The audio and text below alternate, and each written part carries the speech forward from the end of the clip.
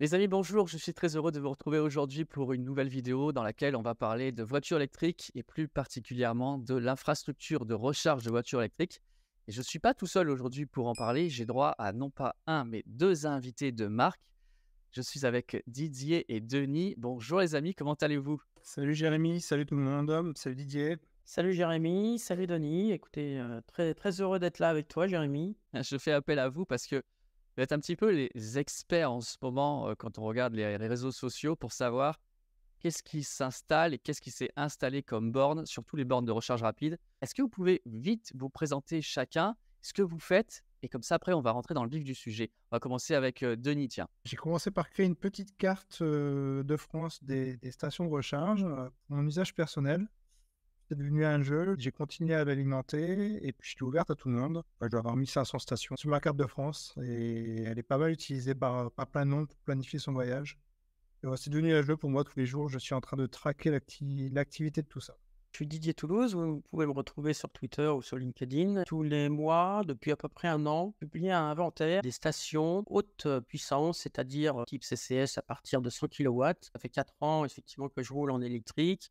Et effectivement, je surveillais beaucoup cet aspect de la recharge rapide pour pouvoir faire des longs trajets. Notamment pour Et revenir par chez moi. Et notamment pour venir par chez toi, puisque j'ai mes parents qui sont effectivement dans le sud. Moi, je suis en région parisienne. Et à l'époque, il y avait en gros Tesla et Ionity. Et du coup, voilà, je me suis amusé à faire un graphe qui les recense, qui fait une sorte de classement entre les différents opérateurs. Je vois bien que ton ressenti depuis 4 ans, c'est qu'il y a énormément de bornes en plus.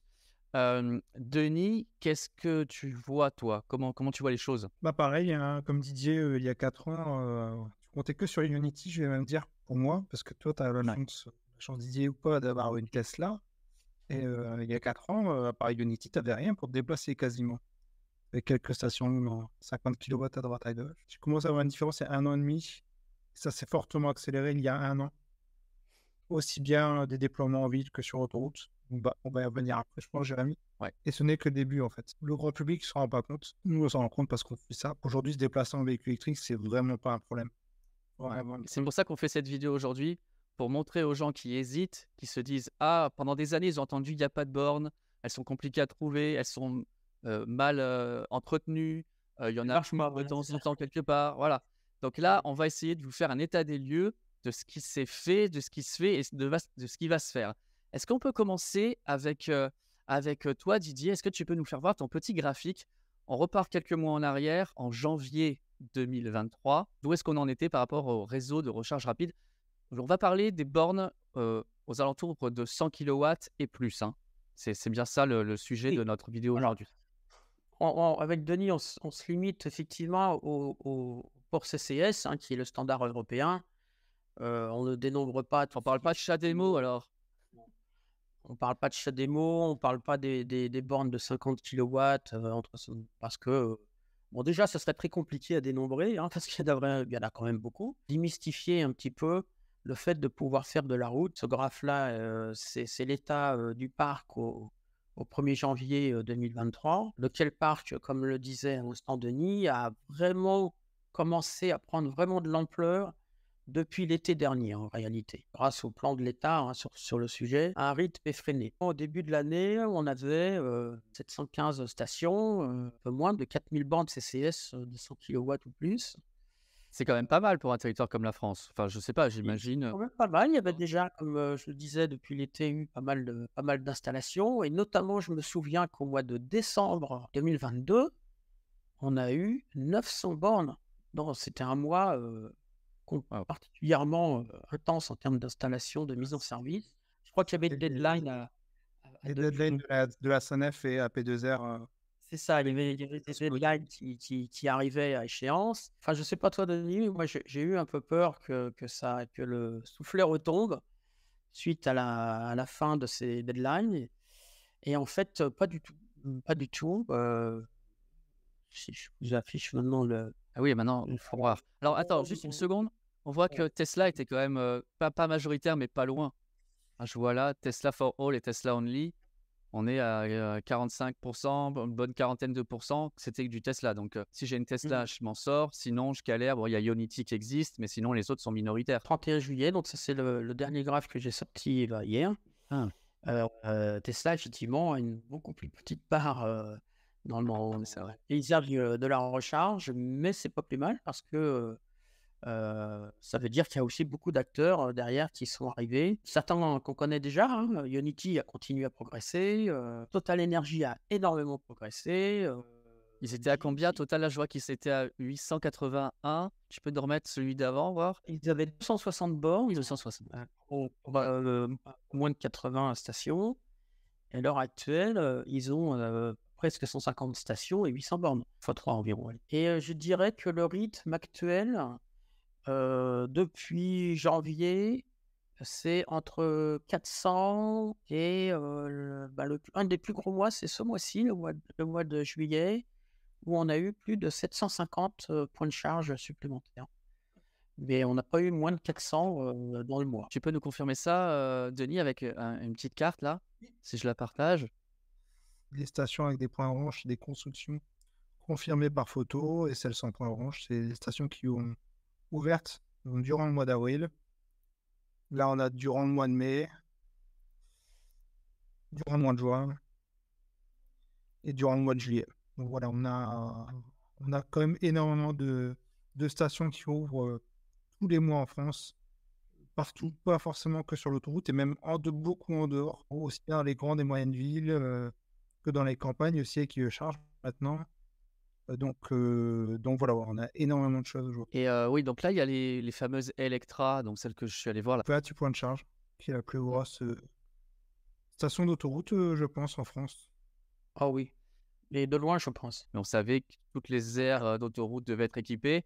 Est-ce que c'est ça qui majoritairement a été ouvert ou est-ce qu'il y en a eu d'autres quand même? Alors, juste pour recontextualiser, au 31 décembre, toutes les aires de service d'autoroute concédées, donc les autoroutes qui ont été vendues, entre guillemets, à Vinci, à P2R, la SANEF, etc., devaient être équipées en station de recharge électrique. La SANEF et AP2R qui ont énormément équipé. Donc, c'est pour ça qu'on a eu un boost au décembre ou au début janvier.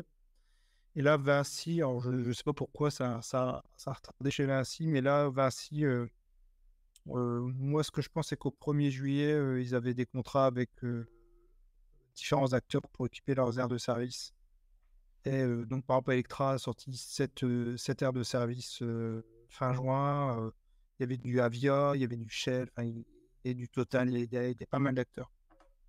Donc, tout ça fait qu'il y a beaucoup de stations qui ont ouvert juste avant les vacances. Donc, ça, c'est plutôt pas mal. Et puis, des grosses stations, je trouve. Je ne sais pas si c'est ce que tu partages, Didier, mais moi, par exemple, entre les appels d'offres qu'il y a eu l'année dernière et ceux de cette année, je vois déjà une différence de taille dans les stations. Oui. Là où avant, chez SANEF et AP2R, on était sur des stations 8, 12 bornes, peut-être 16 très exceptionnellement. Et bien là, maintenant, on est plus sur des bornes de 12 minimum et jusqu'à 28. C'est pas uniquement un effet plan gouvernemental. Il faut installer certaines stations existantes qui ont été agrandies de la part de Unity, mais aussi notamment Total, ou même Total qui a carrément démonté des bornes qui leur ont donné d'ailleurs une mauvaise réputation, qui ont été démontées et remplacées. Si ça avait été juste dire, bon bah voilà, il faut qu'on se contente de faire le strict minimum, ça, ils l'auraient pas fait. Mais je pense qu'il y a un marché à prendre en fait. Et moi, Il y j'avais a un discuté marché à prendre.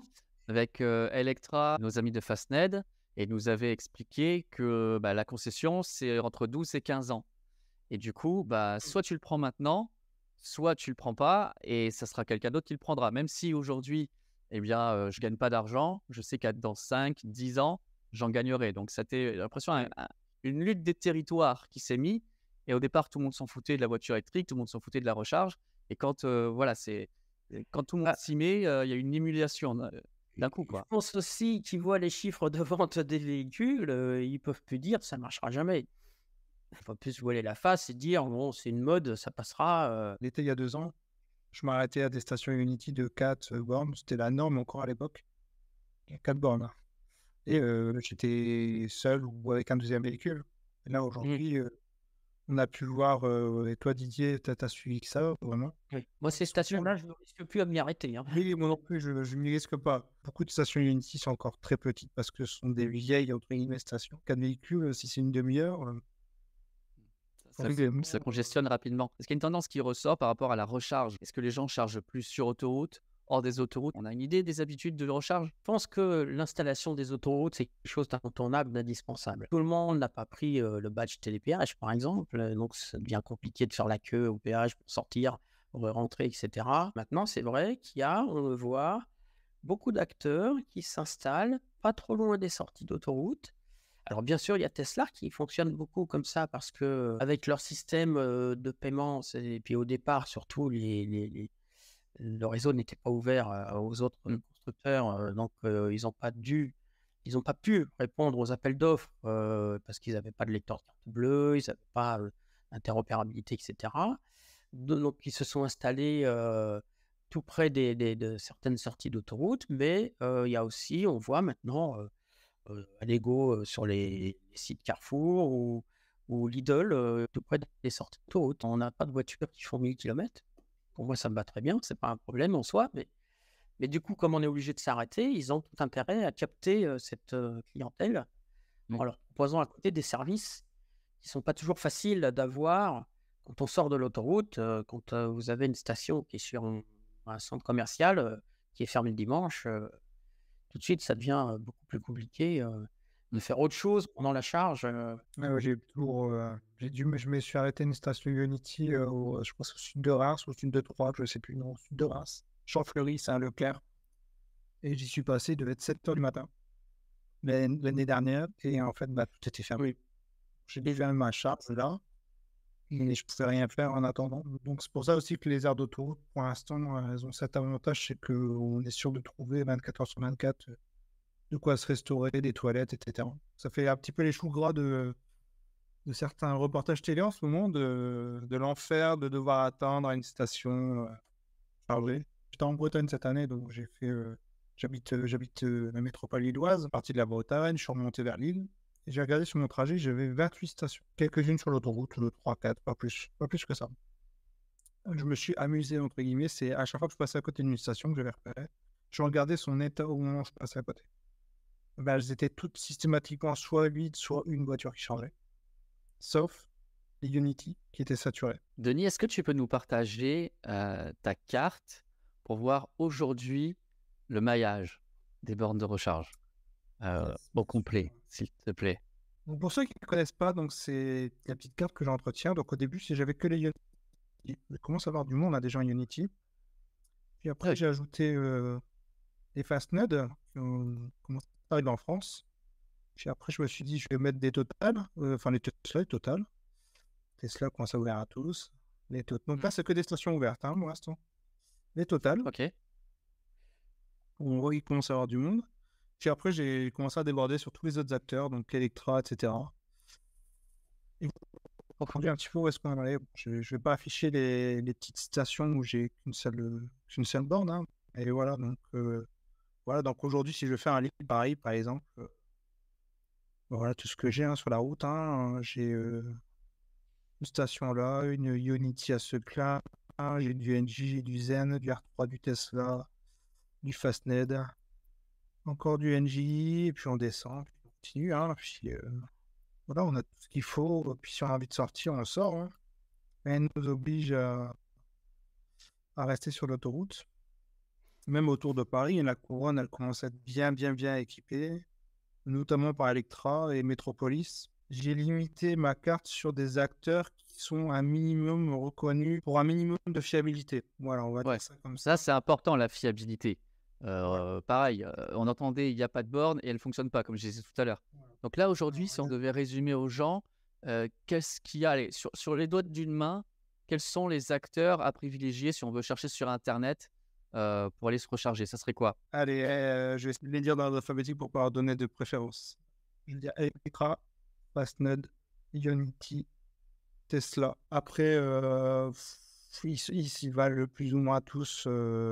Par la suite, j'utilise moi du PowerDot, du Charge. Ça marche très bien. Allego, c'est bien aussi sur les carrefours. Donc voilà, c'est ceux que je mettrai en premier, mais ça en fait déjà pas mal, hein. Quel est votre avis sur la question? Est-ce que, on va continuer à installer énormément de bornes? Ou est-ce que, bon, ben, les gars, maintenant le travail il est fait, basta? Quelle va être la tendance dans les mois qui viennent? Ce qu'on peut voir sur ce graphique, il y a un petit graphe là qui représente ce qui est encore en planification, qui n'est soit en cours de construction, soit prévu, mais en tout cas pas ouvert. Ce chiffre-là, il est en constante augmentation aussi. Vous voyez, on était à 160 au début de l'année, là on est à 260, alors Ouais. qu'on a multiplié presque par 2 le nombre d'installations. Non, non, je pense que ça continue toujours. Il y a beaucoup de nouveaux acteurs qui arrivent et qui grimpent très fort en termes de déploiement. On a parlé de e-Charge notamment, R3, de Drive Eco, de Evizen, des stations de Roto à l'heure actuelle, quasiment exclusivement. PowerDot, je commence à en voir pas mal aussi dans les centres commerciaux. Mais là, c'est encore plus impressionnant que ça, parce qu'en nombre de stations, ils sont devant Total, devant Unity, devant Ils sont premiers, ouais. Ils sont placés premiers. ils ont un nombre de stations en prévision qui est impressionnant et qui ne fait qu'augmenter lui aussi, hein. Je vois par exemple, il y a une interview récente par Automobile Propre d'un responsable de chez Vinci qui disait d'avoir des stations avec 60 bornes de charge simultanées. Bien sûr, ça ne sera pas toutes les stations, ça sera les plus grosses, mais c'est déjà dans leur plan. Denis, tu as, toi, sur ta petite carte aussi des infos sur les installations qui vont arriver? Ça, c'est toutes les stations qui sont confirmées par des photos. Il y a quand même pas mal de choses. Il y a beaucoup de Total qui sont en construction, beaucoup de e-Charge, d'Electra, etc. Beaucoup de PowerDot. Et encore plus surprenant, c'est le nombre de stations qui sont planifiées. J'ai un compère de Rohan qui sont groupe Facebook. Donc là, on peut voir que, par exemple, e-Charge, ils ont à peu près, ils ont plus de 200 stations qui ont été lauréats de cet appel d'offres. Il y a énormément d'acteurs et qui dit plein d'acteurs dit, bah, un bon point pour la mobilité électrique forcément, mais aussi, on retourne dans la multitude de passes, de recharges différents comme on avait à la grande époque des installations de bornes AC, j'aurais envie de dire. Comment ça va se passer? Est-ce que ça va pas être encore le bazar? Incohérence, moi j'appellerais ça chez, nos amis de chez Carrefour Group. Est-ce que tu peux nous expliquer, Denis ou Didier?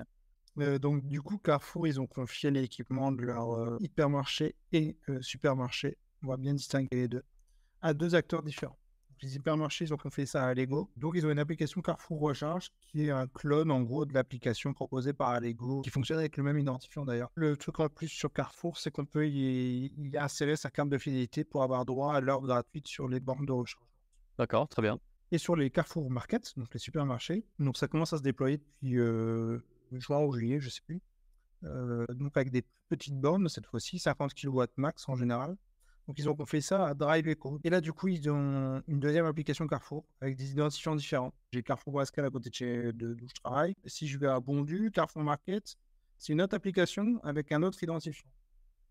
C'est aberrant. L'avantage chez Carrefour, c'est qu'ils ont des TPE sur toutes leurs bornes. Je pense que c'est ce qui va prendre le pas au fur et à mesure. Il n'y avait pas de TPE au départ parce qu'il y avait une réglementation française qui faisait qu'on était obligé de délivrer un ticket papier. C'est plus obligatoire d'ailleurs. Si vous allez au supermarché, maintenant, on vous demande, vous voulez le ticket? Est-ce que vous pensez pas que Et le système de autocharge va prendre le pas à l'arrivée? alors, l'autocharge est une autre solution, effectivement, qui est bien pratique, mais qui ne règle pas complètement le problème parce qu'à l'heure actuelle, le système autocharge nécessite d'avoir un compte ouvert chez chacun des opérateurs qui proposent l'autocharge. Une dernière chose à partager, c'est la courbe. J'ai toujours la fameuse S-curve des installations. On a bien vu sur vos deux graphiques en mode camembert, en mode carte pour voir où sont les installations. Donc, du coup, ça croît au moins x2 depuis le début de l'année. On a une répartition qui a l'air d'être assez homogène. Les autoroutes, c'est terminé. Maintenant, on a vu des nouveaux acteurs qui sont en train de se positionner sur tout ce qui va être centres commerciaux, hôtels, et de la grande distribution se réveille aussi. Est-ce que tu peux nous faire voir un dernier graphique pour voir l'accroissement Oui, bien sûr. des installations? Oui, Je validé. vous montre un graphique de Bertrand Moreau, qui est notre troisième acolyte, entre guillemets. Et qui nous fait le plaisir de partager ce graphique. Voilà, pour partager son graphique. Donc là, ce premier graphique, c'est donc toujours sur les bornes de plus de 100 kW. Là, on peut voir que jusque 2019, il n'y avait que Tesla qui déployait des choses. C'est On a incroyable. vu Unity qui commence à arriver. Et puis, on voit le décrochage ici à partir d'il y a un an environ. On a vu une explosion du nombre d'acteurs sur les nouvelles couleurs qui arrivent. Et puis, on voit que la courbe, elle s'envole. Donc ça, c'est les sites. Et sur les noms de bornes, c'est à peu près identique. La différence entre ces deux graphes, c'est qu'on voit que Tesla déploie énormément de bornes par station. C'est pour ça qu'ils Ouais. prennent beaucoup plus de place. Et si on fait un focus sur les 12 derniers mois, je vais plutôt dire que c'est Tesla et Unity, ils ont tendance à stagner, entre guillemets, en nombre de sites qui est déployé, alors que ce sont les autres acteurs qui arrivent. La perception que j'ai, les infos que j'ai me font dire que les acteurs qu'on a, enfin les acteurs de demain ne sont pas les acteurs d'aujourd'hui. Demain, on va beaucoup plus avoir de stations PowerDot, Electra, IoCharge, qu'on a pu avoir de Unity, Tesla ou Aleco.